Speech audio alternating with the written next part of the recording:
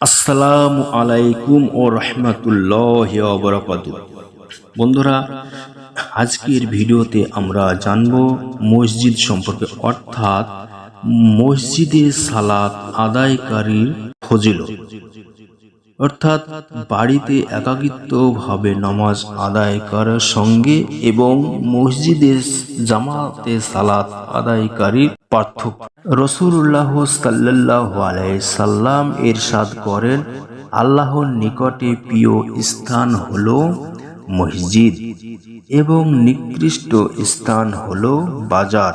যে ব্যক্তি সকাল ও সন্ধ্যায় ৫ ওয়াক্ত সালাত মসজিদে যাতায়াত করে, আল্লাহ তার জন্য জান্নাতে মেহমানদারি প্রস্তুত করেন।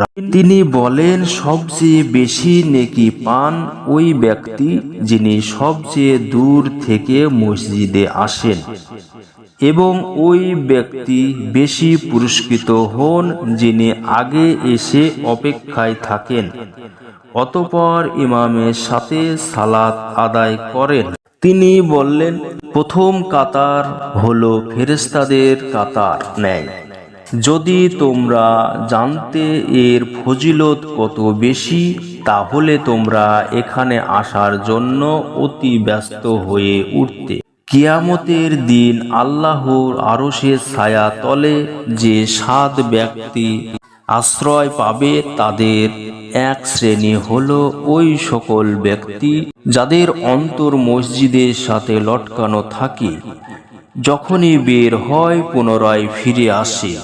রাসূলুল্লাহ সাল্লাল্লাহু আলাইহি সাল্লাম বললেন, অন্যত্র সালাত আদায়ের চেয়ে এই মসজিদে সালাত আদায় করা ১০০০ গুণ উত্তম এবং মসজিদুল হারামে সালাত আদায় করা ১,০০,০০০ গুণ উত্তম।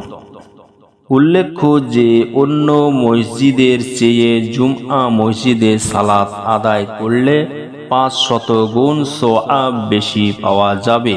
এ মর্মে বর্ণিত হাদিসটি জয়ীফ।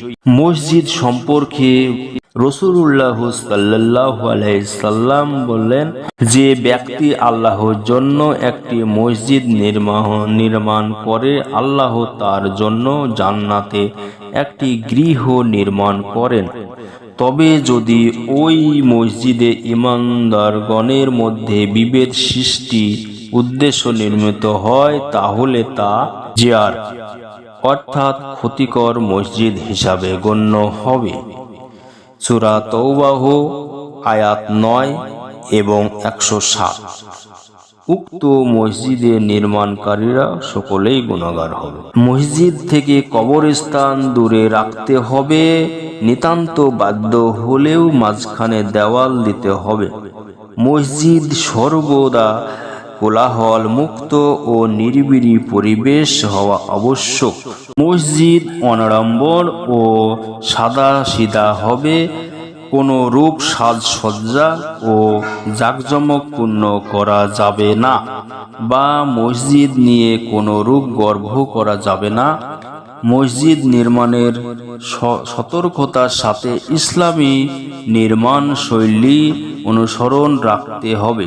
কোনো অবস্থাতেই অমুসলিমদের উপাসনা গৃহের অনুকরণ করা যাবে না। মসজিদ নববীতে প্রথমে মিম্বার ছিল না।